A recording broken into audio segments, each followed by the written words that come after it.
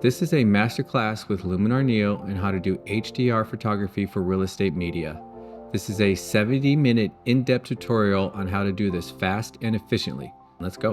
All right, so we start off with finding our images. You can see on the side, this is where we load basically catalogs. You can take you can see you gotta find the image wherever you've put the folder, the main bracketed images. Label them however you want, put them wherever you want, doesn't really matter. They're just going to be, it's just your main source. So I have taken 5 bracketed shots. You can take 3, you can take 7. I don't know if there's any more options than that depending on your camera, but 3 will usually do. This one I just did 5. There is a kind of slight difference I've noticed, but you can see there's the underexposed, and then there's kind of a little bit brighter, the middle, a little over, and then the main overexposed. So we are just going to take the most under, the middle, and the overexposed. And then to the right in Luminar Neo, you see a particular box that says HDR Merge. You drop those into there.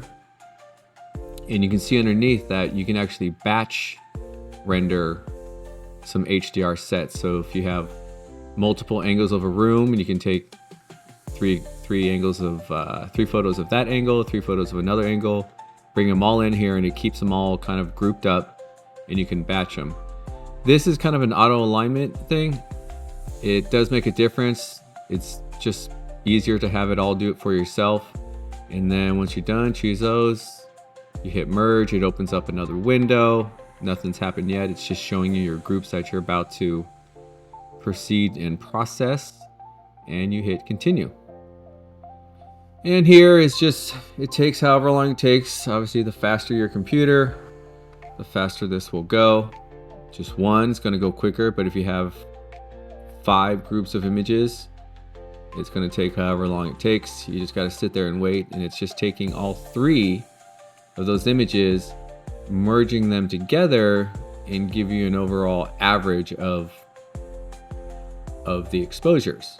And this is your base point to further enhance the image that will be the final image to export out. You're never going to get a perfect straight render or composite, no matter how good you set up your camera, and no matter how good the under, middle, and overexposure are. You have to further always do some editing. And you can see on the side there, Luminar Neo, if you don't have one, will make an HDR Merge folder for you.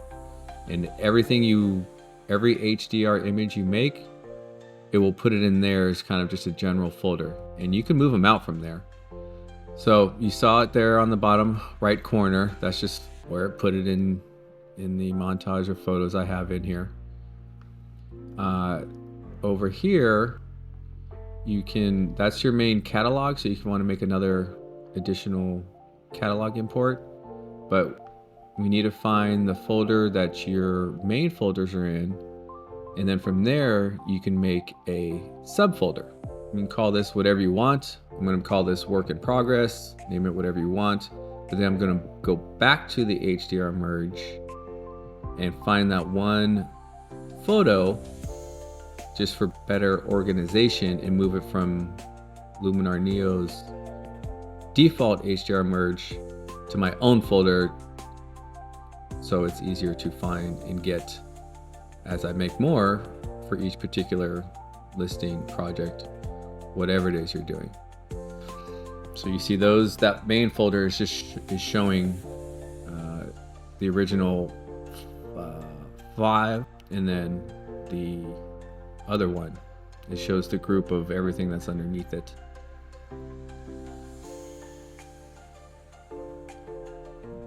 You can see at the top there's the name, but the one that's the merge is the HDR to the right. So the main folder shows everything underneath that you've further foldered, if you want to call it that.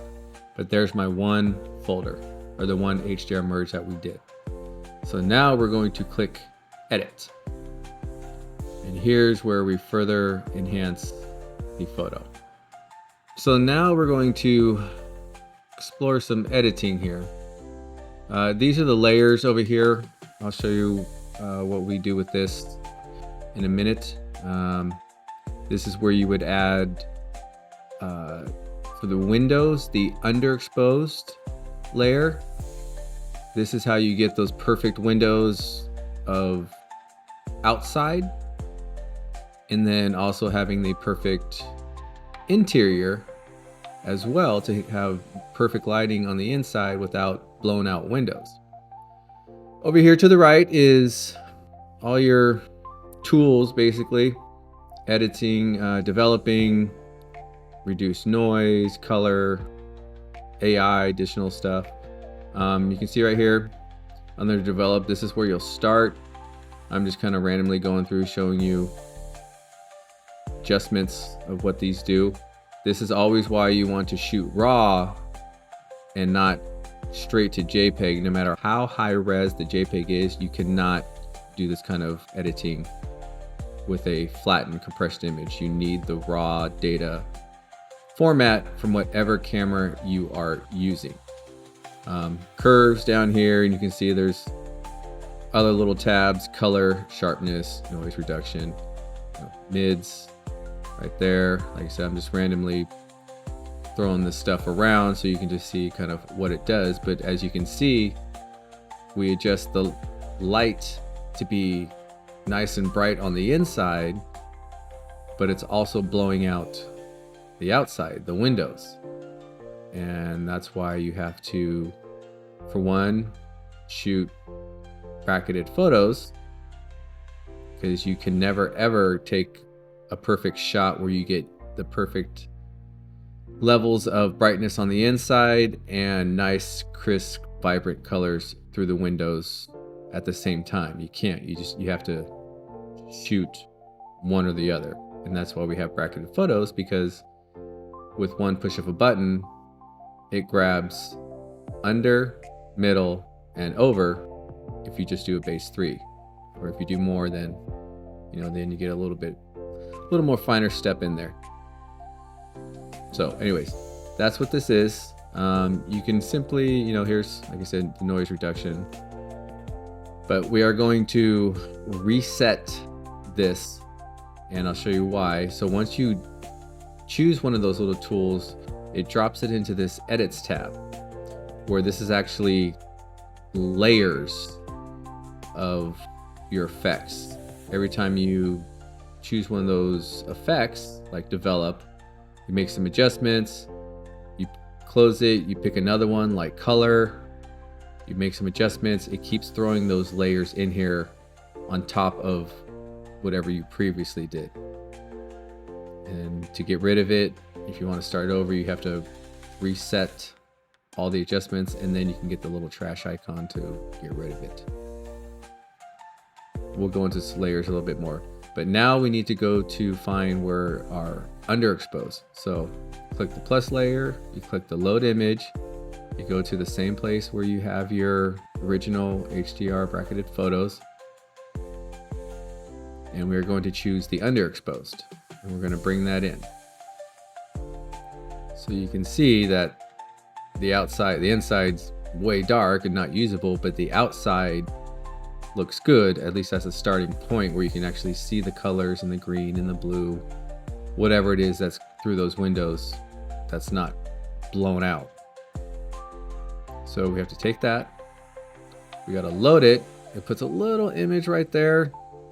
Those are other images that I've had.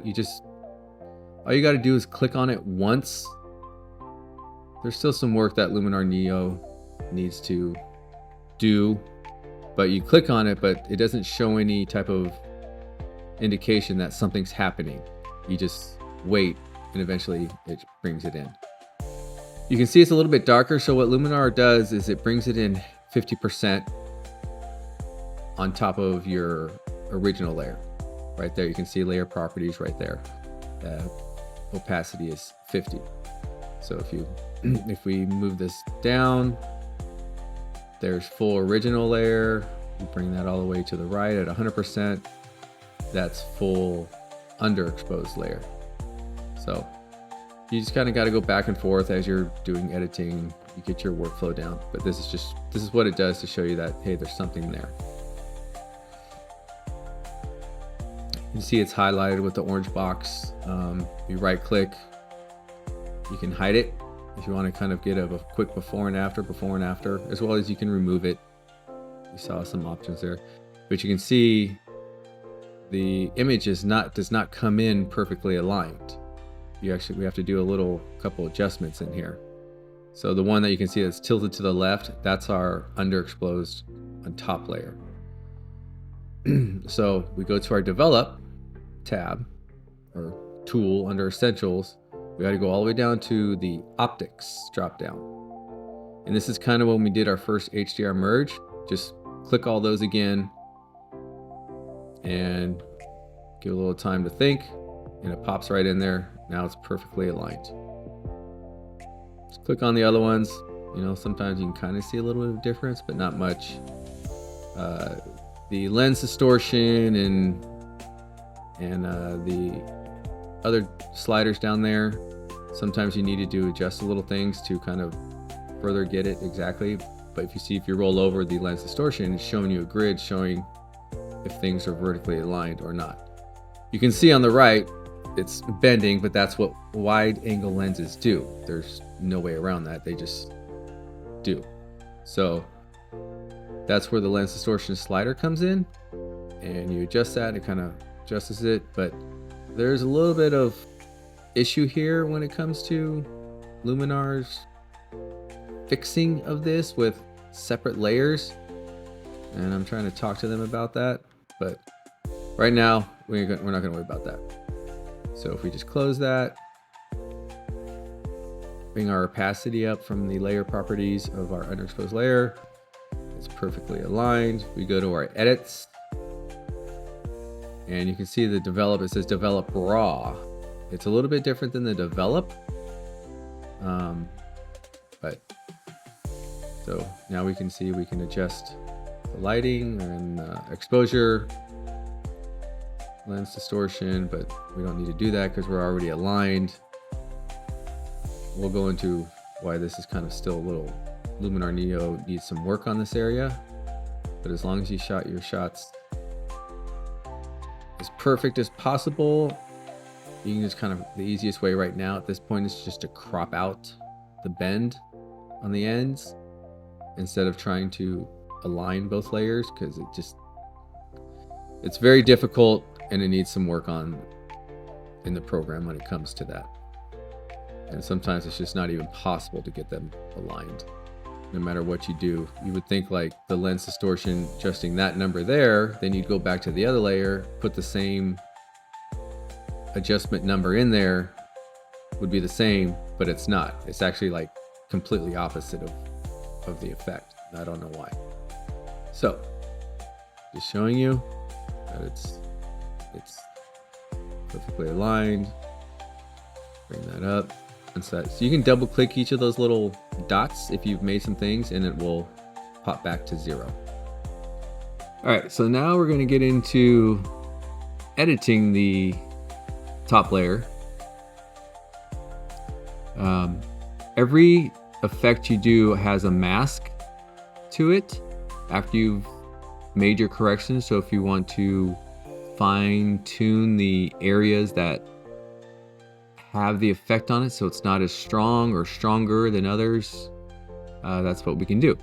So here you can see we got to fill it because there's not one there already, and we can't see it, but there is like a red color, which is our mask, that has been added.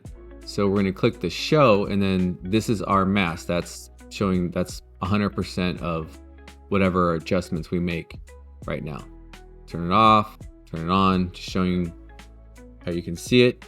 But now we're going to invert it, which it's still there. We've just completely erased it all at once. And we're going to little by little, or actually we're going to add it back to the areas that we want specifically, like our windows.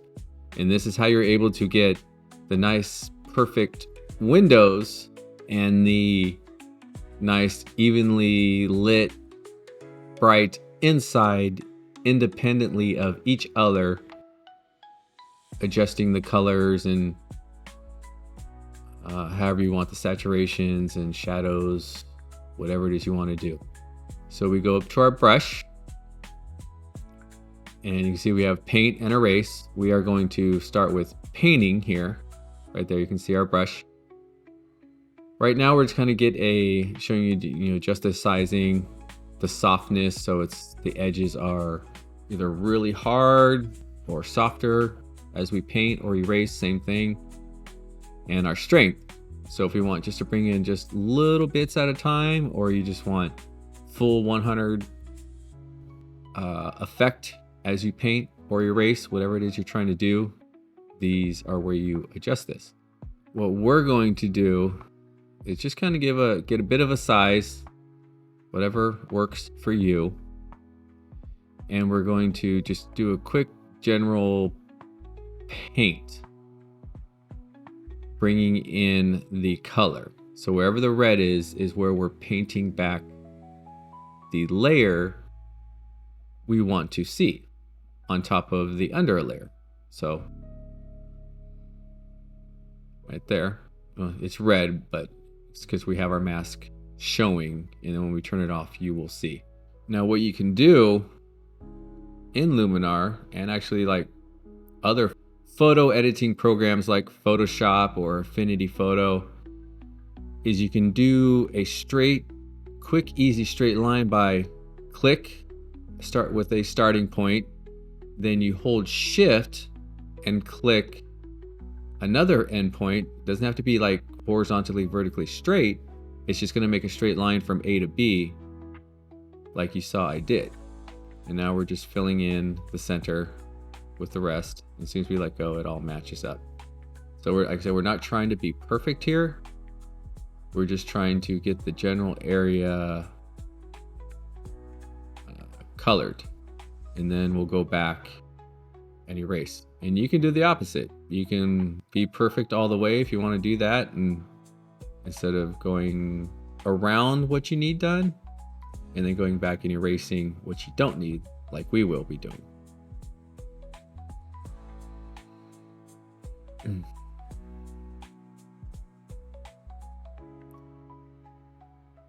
So obviously we only want the windows, not the frames or the wood areas. So you have to go back and erase all the little bits you don't want to be masked.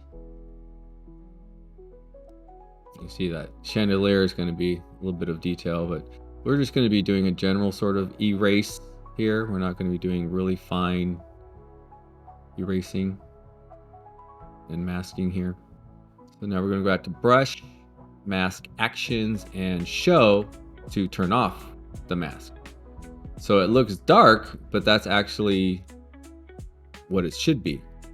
Now you can see we can adjust the outside independently.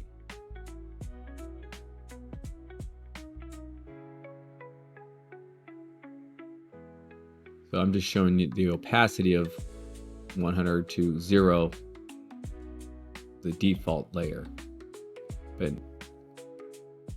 so now we go back into masking, brush, mask actions. And you don't have to turn on the mask. Sometimes it just makes it easier to see what you're doing as you're erasing or painting in whatever it is you need to do.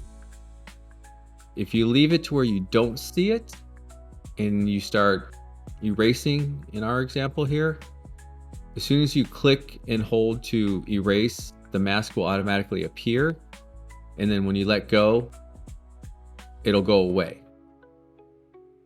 And it'll just keep doing that. So it's just kind of easier just to have it always on while we're working and then just turn it off. So it doesn't have to think as much when we're doing what we're doing. So now I'm gonna kind of start fine tuning the edges where I want to make the size a little bigger, but the softness not as much, because as you adjust the size, big or small, the softness will proportionately adjust as well. And you're not going to want that always. You're going to want like where it's smaller but a little softer, and as well as on the opposite, bigger but not as soft of an edge. You want a little bit more hard of an edge. But this is where the click straight line point thing comes in handy, because to manually try and erase holding a mouse, or if you have a Wacom pen, to do that in a straight line, it's pretty hard. If you can do it, great, but a lot easier to just click, point, hold shift down, click a second point while you're holding shift down on the second click, and it makes an easy straight line within a second. So it's a lot easier just to slowly whittle away big chunks of things, as well as trying to get those edges. If you mess up a little bit, you can always repaint it or undo and redo it again. But this is where you want to adjust your edge softness. So if it was really soft, then that would be, it wouldn't be a nice hard edge. It'd be blending, fading into the window, which we don't want.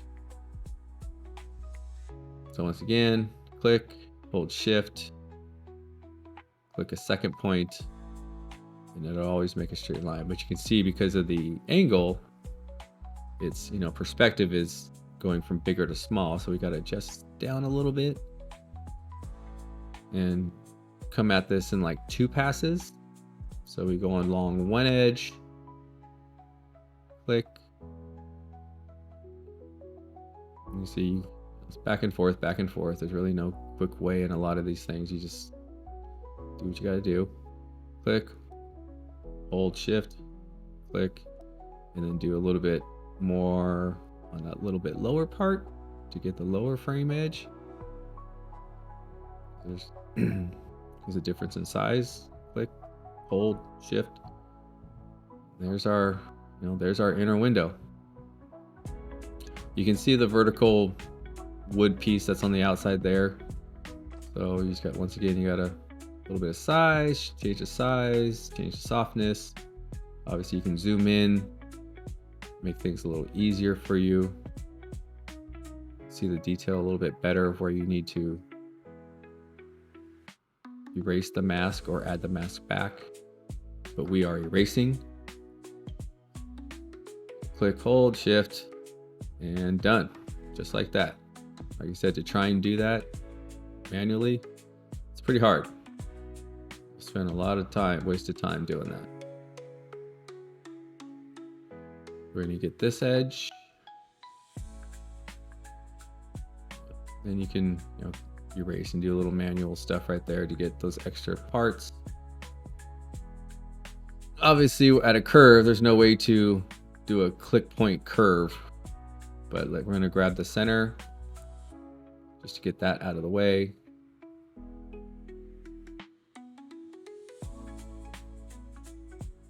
Adjust our brush. If we need to adjust the softness, but now this is where you're gonna, with a mouse or a pen, makes things like this much easier. If you have a Wacom tablet, these little kind of things where it's just more natural to the hand to draw and not click and hold a mouse button.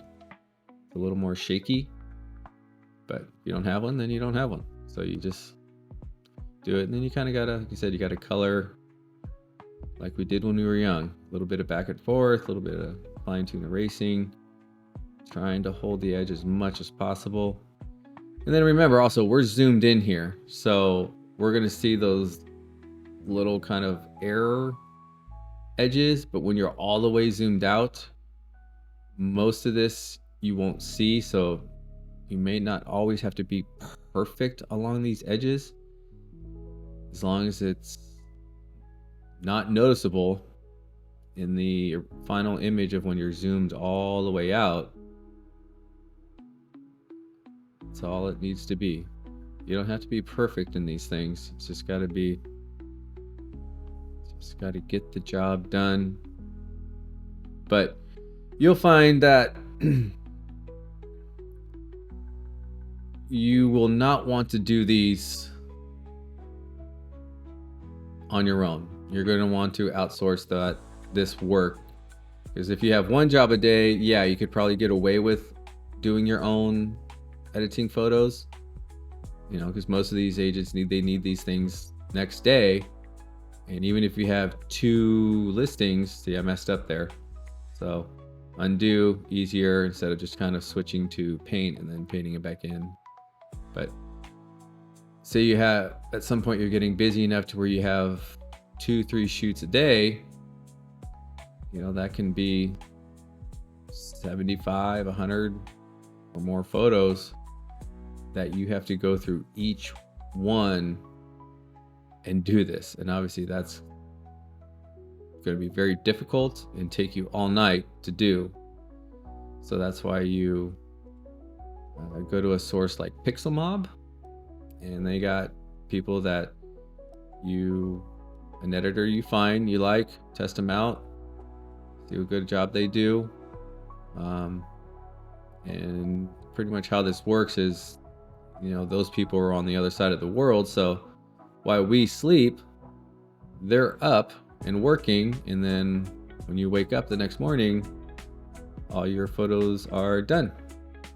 You know, they only cost anywhere from like 40 cents to maybe $1 per photo, depending on who and you know who you pick. If you want to pay the extra, if it's worth it to you. But there's different options. Some of them will do like TV replacement, so they'll put an image in the TV.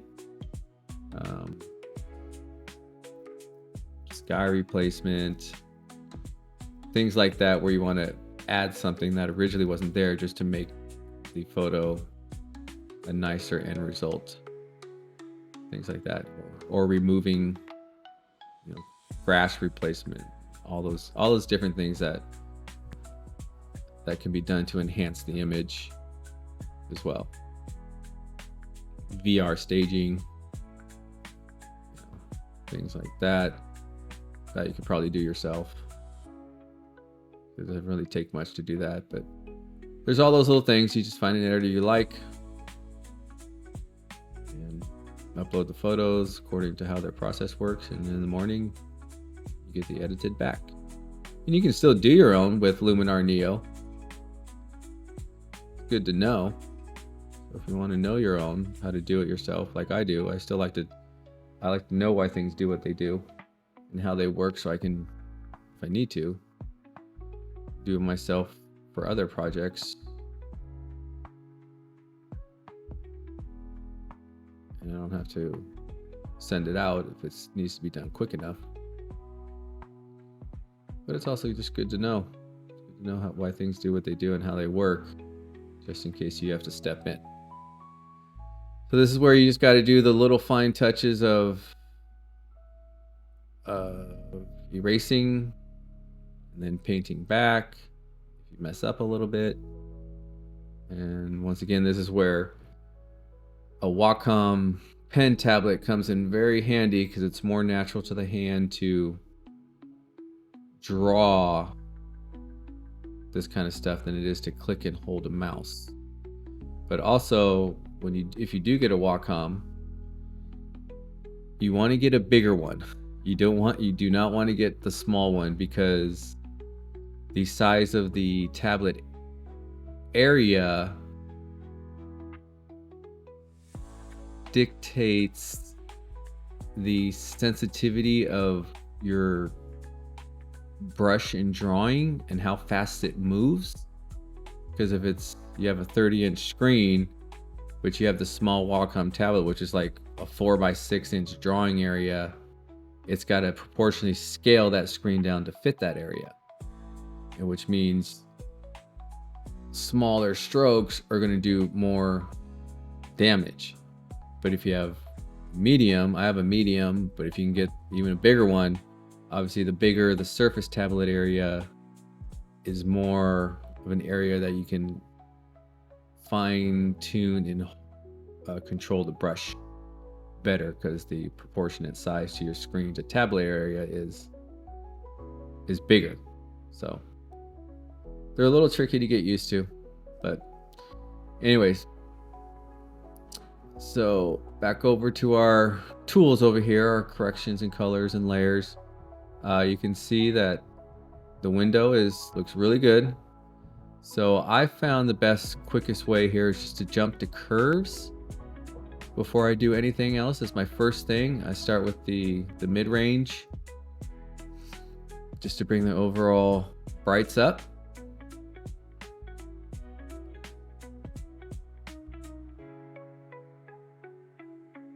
See how we're bringing back the color of the outside?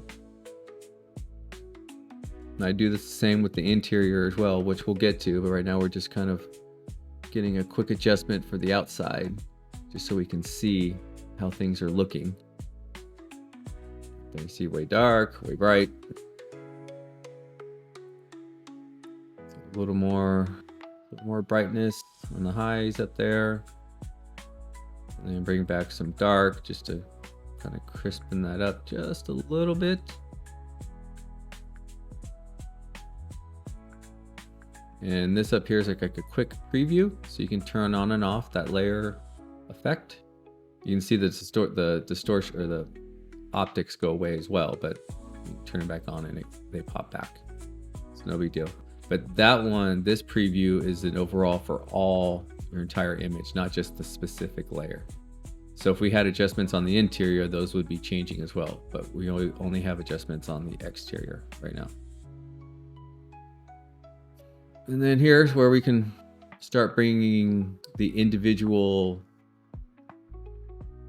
that only the raw format can do. So all we want to do is adjust, for example, shadows. We only want to affect some of the shadows area, but we don't want to blow out or underexpose anything else. So just bring our shadows up a little bit.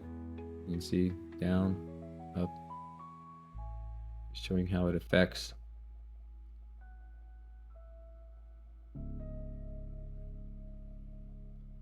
And a little bit of contrast to crispen things up just a little bit more.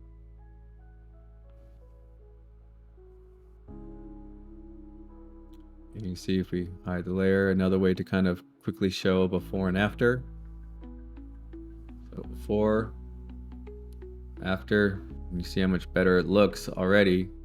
And like I said, it's an independent layer, so one can adjust the other without affecting the other one, in or outside colors and brightnesses.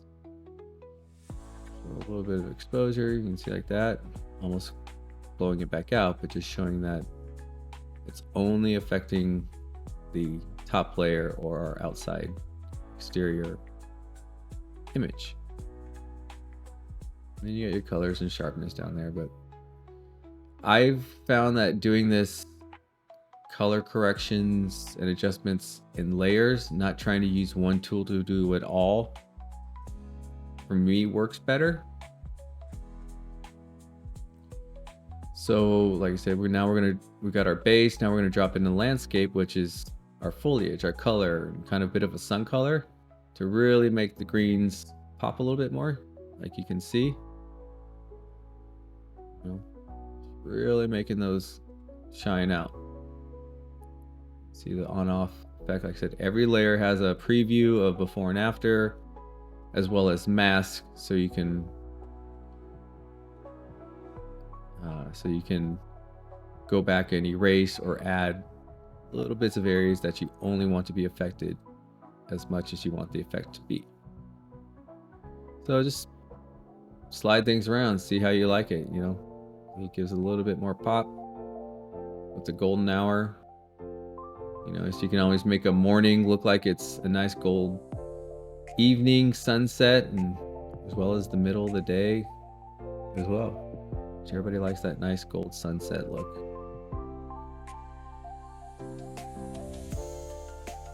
So you just however what looks good for you, good to you, what works. Again, checking our work on and off, seeing how it works. Now once we kind of click, that sort of seals that and then drops it into the edits, which now it's another layer on top of the previous developed layer. And you can't move these around. You can't like slide one up on top of the other. It just puts them on top and they're kind of locked in that position. Which that's not such a big deal. But what is a problem is the way Luminar puts these layers in. So if I add a landscape, then I add another color correction, it's a bit of a problem. You can see that darkness around the windows. That's just because that's the mask that we have not erased yet, like we did on the first window. But we're just kind of doing a quick show so you can get what you need out of this video as quick as possible. I want to put a lot of detail into this because so you can get all the information you can. And then in Enhance, it's kind of just an overall punch up of everything. And sometimes you might be able to get away with just an Enhance in certain photos. It's just a general photo. All right, so back to our layer properties. Back to our masking, and then mask actions. Like I said, we can show our mask, turn it back on so we can see what we've done and not done. You can see the windows have all been, pretty much perfectly colored with the red, which is our color of the outside. Now we can, work on to the rest of our windows here. Just zoom in, makes getting the finer detail much better, and then not trying to work all the way out and get those edges or little areas that we have to erase or add. So that's just what it takes to do these things. You gotta go zoom in, zoom out, adjust sizes, softness. Oh, and then if you want a quick adjustment for the size of your brush, is the brackets, the left and right bracket, not the parentheses, but the left and right brackets is a shortcut to making the brush size smaller or bigger. So learn the shortcuts, makes things go quicker. You're working with a lot of different images or whatever tool you're using to do whatever you're doing. Knowing shortcuts helps speed things up quite a bit. So learn those in any program. Yep, just again, now we got to go through all the windows and little by little adjust our masks. Each area. Other photo editing tools I've used on one, I think Adobe Lightroom. Those on one at least has a pen tool to do the edges. So you can actually draw a path with a pen. But Luminar doesn't. It just has the click, shift, click as far as for straight edges go. And then everything else is freehand when it comes to stuff that is curved. Doesn't really make much of a difference. Maybe it's quicker, maybe it's not. Eventually at some point you just get used to it and you get fast at whatever you're doing anyways, because you start learning a workflow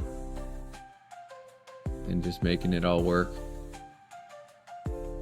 But for most of this, when it comes to real estate listing photos, property photos, you're not going to do them. I tried. I'm like, no, I'll just do them myself. I know how to do it. And like, no, this is too much work. Too much work. Even if you only have to do like one listing of 25, it's a lot. And it's just easier. As much as you can release control, which is a problem for me, like I'm sure many, is sometimes you just have to let other people do what they do so you can move on to other things. Like, for example, growing your business, marketing, talking to other people, working on other parts of it.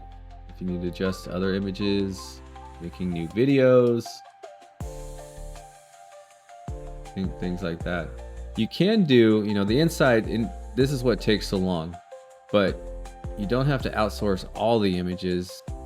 You can do the strictly exteriors yourself because there's no multiple layers. There could be masking, but it's not as fine detail like we have to do here with little tiny areas and slivers of things. It's just more of a quick adjust some coloring, make the greens pop, replace the sky, or make the blues pop. That's it, you're done. You know, a few minutes of photo, even if you have 100 photos, is going to go very fast because you can almost make a preset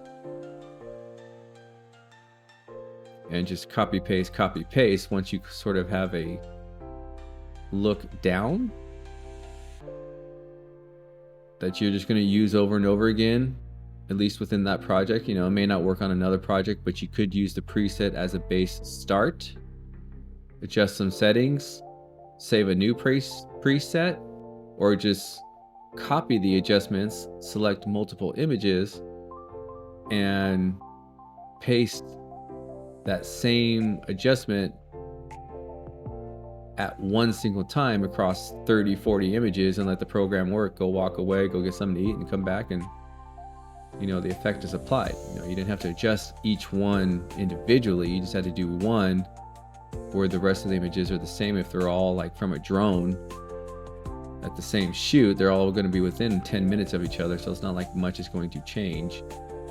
And you just make adjustments, copy, paste, multiple, and walk away and come back and done. And you spent 5 minutes on one color correction and seconds on the rest because you didn't have to do it over and over again. But back to our edits. We're going to get back to our develop for the interior. Now we're on our interior. So this is where I start. For me, I've found that just starting with curves to get my bulk of the work, color brightness done, is the fastest in Luminar. So I start with the mids, you know, push those up till it looks good to you. You know, it's all opinion as far as what looks good to you or the client paying. That's all that matters. Sometimes to you it'll look horrible, but to the client it's the best thing ever, and you're like, okay, fine. You know, it's the person paying the bills. It's the opinion that matters. So now I'm just pushing up the whites, the highs a little bit more. And then I go to the lower, the darks just a little bit. You can see on off, I'm like, you can almost really call that done for the most part. You can see the cabinets get washed out, but we'll fix that. But overall, like you can see, inside walls are nice and white. It's nice and bright in there. Don't worry about the cabinets in the woods, you know. But the basic walls and whites, like, great. But we'll bring back just the darks just to punch it up a little bit. But you can see by just even doing that little bit, brings the cabinets back in the floor, the color, just like that. So, like I said, once again, you could call this done for the most part and like move on to the next photo. Nobody's gonna know the difference that what it used to be compared to what it is now. But it looks pretty good. It looks pretty bright. It looks nice bright white walls. You can see some colors and a little bit of yellowness in there, like an overcast kind of a color. But we'll fix that too. If you want to adjust the shadows, that helps brighten up things a little bit. Like I said, you'll find your workflow, whatever it is, but each image still could be a little bit different. You could still capture in the same room, like this kitchen. I'm shooting from this angle, but I'm shooting out the windows.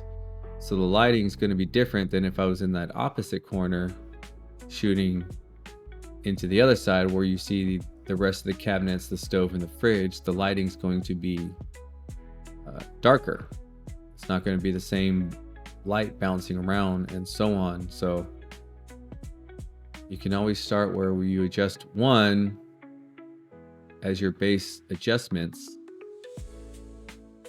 and then you copy and paste that onto the next one, which gives you most of the work done, and then you just tweak that one, and like I said, you can save that as a template, a preset, as something to add on later in completely other projects down the line, years later, months, whatever. But this is kind of a way to sort of bring back the darker colors.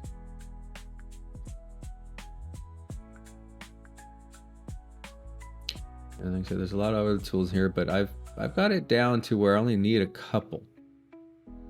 So back to our tools. This is where I'm going to add another develop, to where I'm going to just almost kind of blow out the white. And you're going to see why I'm going to do this. Is I have my base develop, which got me a good starting point for bringing all the nice brights and everything back. But now I'm going to really blow out that. But now I'm going to invert the mask. As you can see, there's the mask again. I'm going to invert it, which once again erases it, and I'm going to slowly paint it back with a low strength just on the walls. So it just gives that little bit. I'm able to just control the whiteness and the brights on the walls without affecting the cabinets and the floors and making those overblown, and just having the white on the whites in the walls like nice and bright, how everybody wants to see these things, especially in photos. You can see just a little bit. You can actually go over the windows, doesn't matter because it doesn't affect them because the windows is a separate layer. But you can see having the soft edge. And we don't have to be precise on this because that's not going to matter. We just got to get a good color in there wherever it is you want. You won't really see the fading, as you can see, like where the wall and the floor meets. You're not going to notice how it's not a nice hard edge at all.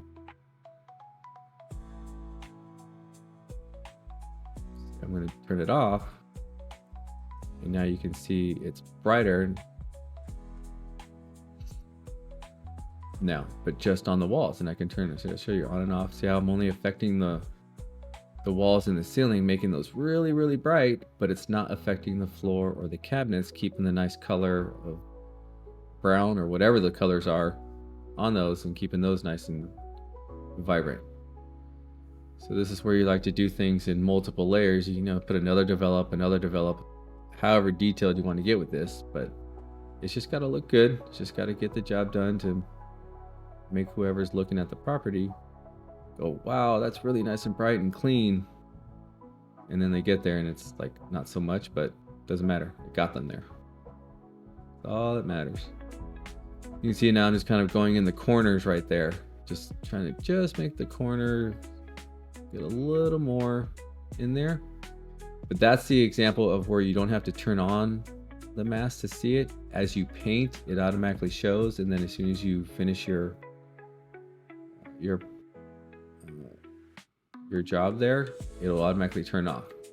But you can see how it's just making everything nice and bright. See, it's just soft on around the edges where the floor and the walls meet. Doesn't have to be perfect, because that's why you have the soft edges. Nobody's going to really notice that. And you get in there in the finer detail if you really want to make it, but you don't need to waste your time on that, because nobody's going to know. You can see I have two develops. My base one. This is where the layers are a little, I'm not a fan of in Luminar Neo. As you click on, if you have 5 layers, whatever layer you click on lowest is only showing that layer and beneath its effects. the other ones above it automatically turn off. So it makes it a little bit hard to adjust if you're trying to go back and change things, because you can't see the overall effects blended together. It's only showing you that layer and below, nothing above it. It automatically turns off. Bad idea, but somebody over there decided that was good. So not a fan of that, but overall I do like Luminar over on one. Adobe Lightroom is terrible. On one was pretty good, but Luminar Neo is doing pretty good keeping up on technology, especially with AI integration. See here, you can show the overall of before and after of both layers. That's the original before, that's the after right there. So that shows you everything. Or if you just turn off the individual layer.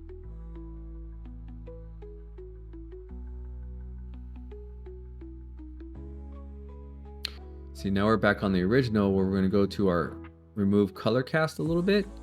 And that's going to, you can see where it's a little bit of orange and yellow right there. This is going to help get some of that away. And if you obviously, if you go to 100%, it's going to remove it all, but that kind of removes too much. So you just got to find that that middle ground of what looks good as far as where it's just enough. You can see it does affect the cabinets, the color, because we're moving that orangish yellow across the whole image. But that's where, once again, masking comes in. So we make the overall adjustment, but it did help get rid of some of that, just a little bit once again, and then also makes the walls even nice and more bright and white, which everybody loves, all the new buyers.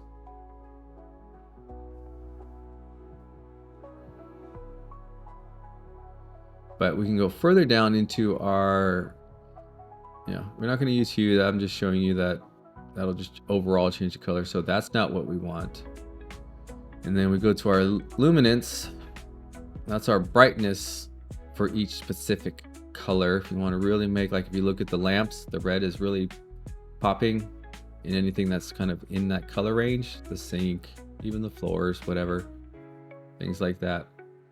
The orange, whatever colors in that. So if you need to make those pop, but saturation is where we can go individually and kind of pull a little more of the color we don't want, like the yellows and the oranges. So if I pull out the orange, which once again doesn't affect the cabinets, but that's okay. We're just trying to look at the walls. Like, see, if you look at around the window and the ceiling, you don't really see any. It's like the yellows and the oranges are gone. So you may want to have a little bit or not, whatever it is.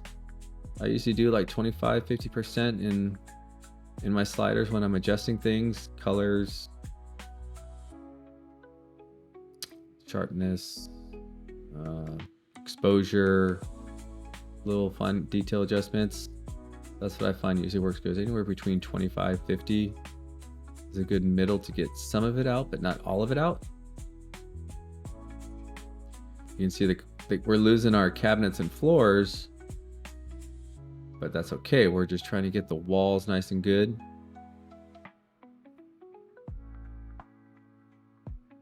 Keep them nice and white as much as possible. You can always put in as much work you want in this so that looks good to you.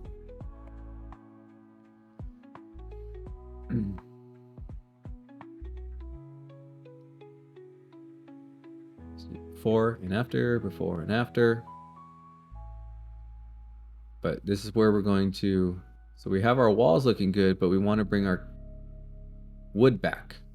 So we go to our masking, we go to our mask actions. There's a mask automatically there on sometimes on all these.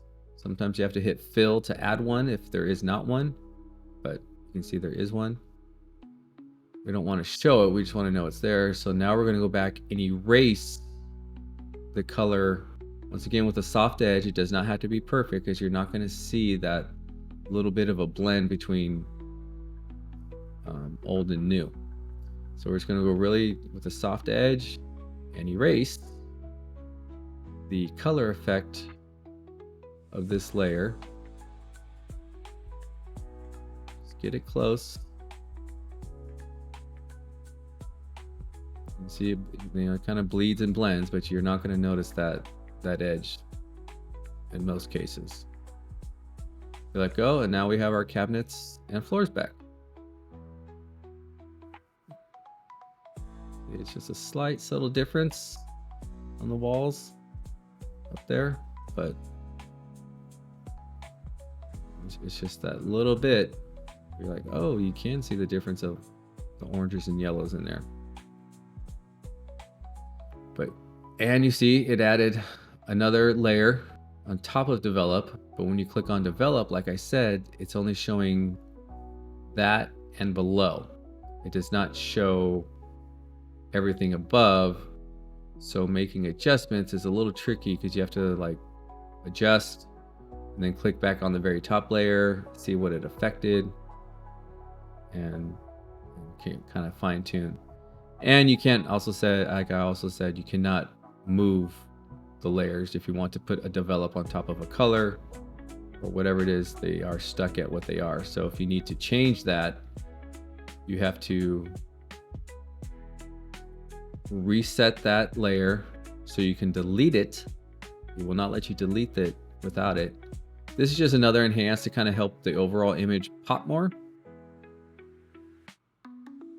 Sometimes it works, sometimes it doesn't, whatever looks good.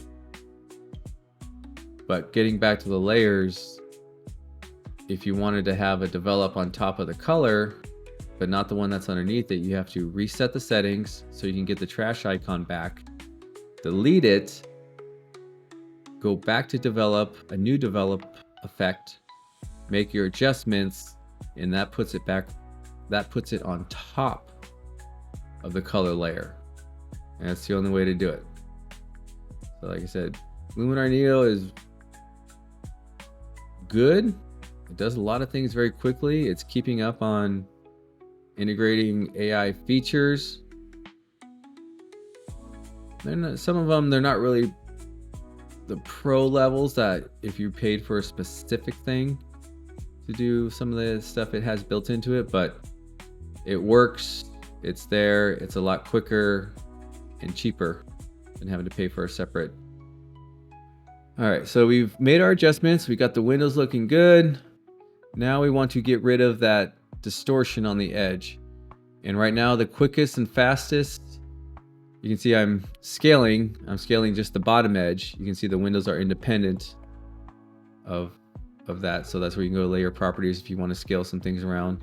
You cannot, like, for example, in Photoshop, where if you grab one edge, you hold shift or option or whatever the command is, and it automatically pulls the other edge.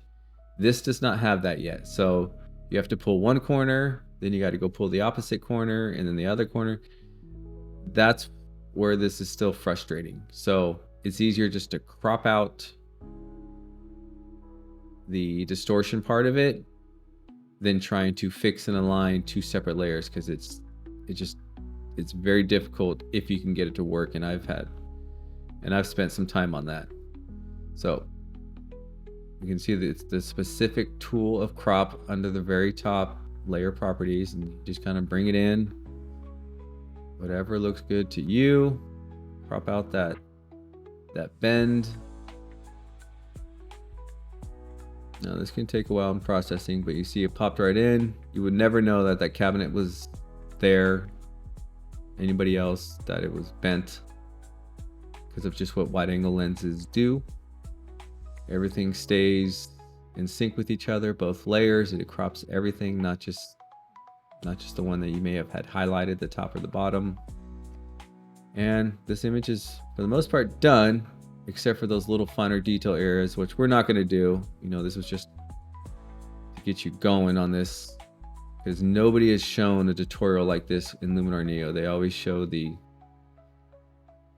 quick ways of doing things, not these finer I don't know if they're advanced techniques levels, but I have not found one that has shown you what I've shown you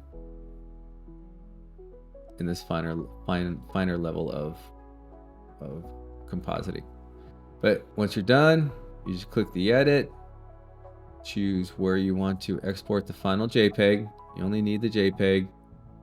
If you want to change the size, like I said, long edge is your left to right if you don't know. And whatever that, if you enter whatever the setting you enter, I just entered 4000. It will enter 4000 and automatically adjust the top to bottom, however you want to choose. But we're going to keep original. JPEG is fine. Don't worry about the other ones. PNGs, if really only if you needed, which supports transparency. So if you had like something cut out where it was a person, but then around it was nothing. TIFF also supports transparency, but these have higher file sizes and less compression. PDF, Photoshop, but you only ever need JPEG. So 72 for, digital is fine. You can push it up to 300 DPI, which would be to get more for printing, but not really many people print anymore. So keeping it at 72, quality 100. It's always keeping the best possible. You can go down to 80 and not really see any difference, maybe 70, but just keep it at 100 just so you get the best image to work with. And then from that, you could always export and compress different versions. You hit save. Sometimes this can take a little bit. And just go find where you exported the image. Green, the exterior is perfectly vibrant and lit. It's not blown out. The inside's nice and evenly bright. And that's how you get an exterior on interior photo. And real estate photos done. Some people use the flambient with flashes. If you use that, great. It's just more stuff you got to set up. I guess it's more used in really luxury high-end big homes. I haven't had the need to do it. This always gets the job done just as good. But to each their own. And that's it.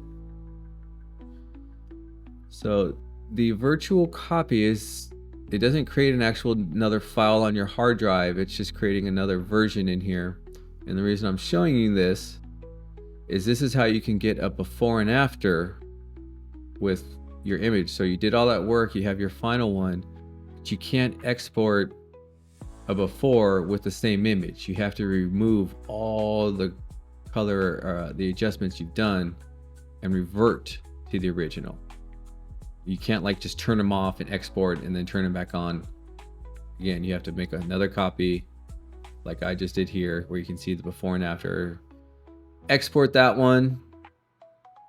So if you want to start making a before and after portfolio of somehow people showing here's what it originally was and here's the final version, and this is what I can do for you and your listings kind of thing. That's what you have to do. You have to right click, make a virtual copy, remove all your color effect adjustments. Like I said, revert to original, then you export that one, and that's how you get an original. And it just puts it next to, they put them both together right there. So that button right there, if you had, hundreds of photos, would all be in a little film strip left to right there. That's what that one does. And you can close it and open it if you need a little more space. A little more image space to work with. And then this one is where you can do a slider just by sliding the line there left and right.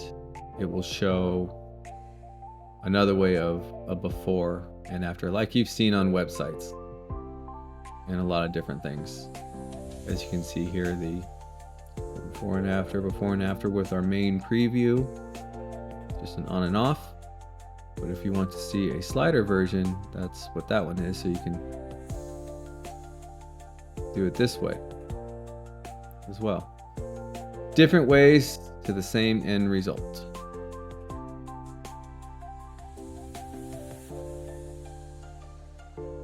Here's your zoom levels, which you can also just do on a Mac is Command plus, Command minus. On Windows, I don't know if it's Alt plus, Alt minus, whatever it is. And here you can do some filtering. So if you're going through, say, a photo shoot of not real estate, but say some type of event, you're going through and you want to quickly go through but mark them. This is how you can do that with the heart, which is a favorite, or obviously the stars, which is a worst to best. And then you can filter them later and quickly recall those, just those ones that you want to see. But here's your presets. So if you make a preset, it's already got a bunch of built-in ones. I don't ever use these. But if you make one your own, that's where it will be. These are other AI gen things. Focus stacking, if you don't know what that is, that's when you take multiple individual focus levels of a product, like really, really close, and you blend those to get a perfect crisp image where there's no depth of blur. That's a whole nother thing. And then you got your thumbnail sizes, close the right, get a little more image space, a way of filtering them as far as organization, whether by capture time, editing time, ascending, descending, just to organize them that way. But then here's how you show your stars or flagged or favorites. Once you've done that, you can choose that over here, as well as some camera information if you want to organize them that way and pull them up that way. So it gives you a lot of stuff. Luminar Neo is pretty good. Needs a little work in some areas, but overall I've found this to be the best one.